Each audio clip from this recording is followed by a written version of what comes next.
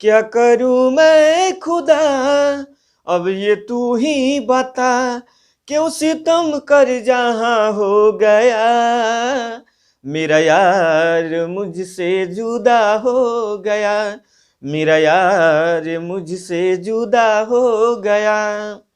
नमस्ते प्रणाम, हम आप सब विदर्भ और आज ही धुन पर भोजपुरी गाना लिखले बानी।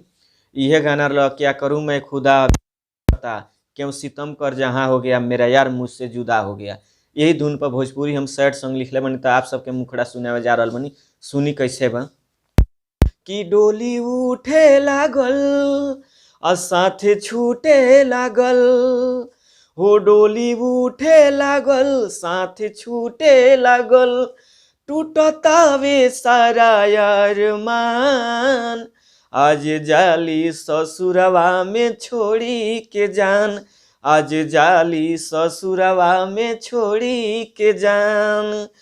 डोली उठे लागल साथ छूटे लागल, डोली उठे लागल साथ छूटे लागल, हमर तोड़ी के सब वार मान, आज जाली ससुरवा में हमारे परान, आज जाली ससुरवा में हमार परान।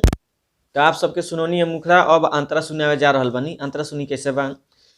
प्यार कइले रही हमसे ज्यादा नु हो, मजबूरी में तोड़ा तारी वादा नु हो प्यार कइले रही हमसे ज्यादा नु हो, मजबूरी में तोड़ा तारी वादा नु हो, घर के बावे दबाओ दिहली दिलवा में घाओ, घर के बावे दबाओ दिहली दिलवा में घाओ, भइनी उनके खाती बदनाम, आज जाली ससुरवा में छोड़ी के जान, आज जाली ससुरवा में छोड़ी के जान।